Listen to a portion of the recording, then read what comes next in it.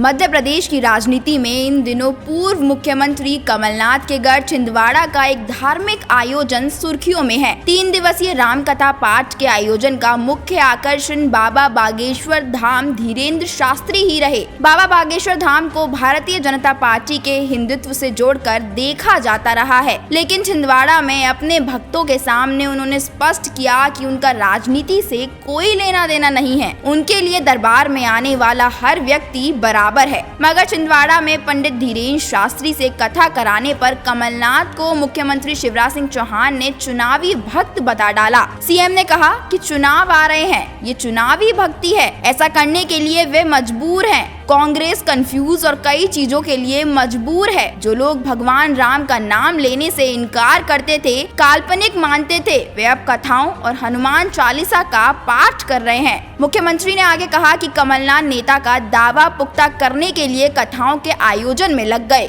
उनके एक नेता ने ही कह डाला कि सीएम कौन बनना चाहिए। उनके नेता होने पर ही सवाल खड़े हो गए हैं। कांग्रेस कंफ्यूज है और कई चीजों के लिए मजबूर है। जो लोग कभी राम भगवान का नाम लेने से परहेज करते थे, काल्पनिक मानते थे, वो कथाएं करा रहे हैं, हनुमान चालीसा का पाठ कर रहे हैं, क्योंकि ये करने के लिए मजबूर है। वो चुनाव आ रहे हैं, ये चुनावी भक्ति है कांग्रेस की। अब उनके अंदर ही अंतर्द्वंद मचा हुआ है। अब कमलनाथ जी सोच रहे हैं कि मैं इधर जाऊं कि उधर जाऊं, बड़ी मुश्किल है किधर जाऊं। और अब तो उनके एक नेता ही ने कह दिया कि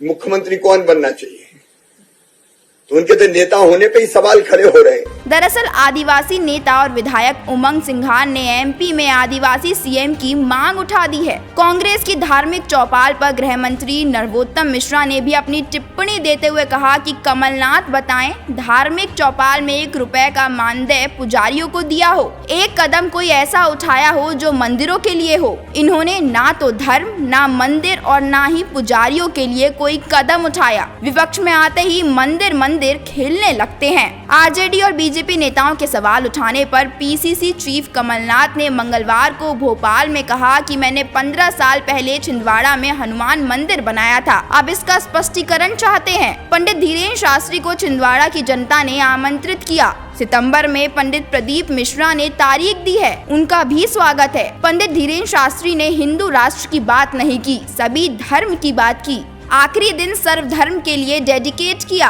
उमंग सिंघार के बयान पर कमलनाथ ने कहा कि मुख्यमंत्री कौन होना चाहिए ये मध्य प्रदेश की जनता तय करेगी। मैं खुद अपना कार्यक्रम बनाया, 40 साल से मेरा क्षेत्र है, वहाँ की लोग मुझ पर विश्वास करते हैं। सबसे बड़ा आदिवासी क्षेत्र है मध्य प्रदेश का, धार के बाद। अभी आप जाके इंटरनेट में देखिएगा, 3 आदिवासी विधायक हैं। उनकी इच्छा थी कि वो आए। मैंने जब पढ़ा अखबारों में उनका कार्यक्रम बना, मैंने कहा स्वागत है। तो मेरे को लाने की आवश्यकता नहीं थी। अगर वो आए हैं तो छिंदवाड़ा की जनता उनको लाएगी। छिंदवाड़ा में कोई ऐसी मांग की बात नहीं करें, आपने मीडिया में सुना। सबके विचार होते हैं, सब जहाँ जाते हैं अगर लोग उनसे पूछते हैं, आज 82% हमारे देश में हिंदू है। तो ये कौन सा राष्ट्र है? अगर 82% हिंदू हैं, हम तो सांप्रदायिक से हमारा मुकाबला है, हम सेक्युलर है। देखिए, मुख्यमंत्री का चेहरा की एक परंपरा।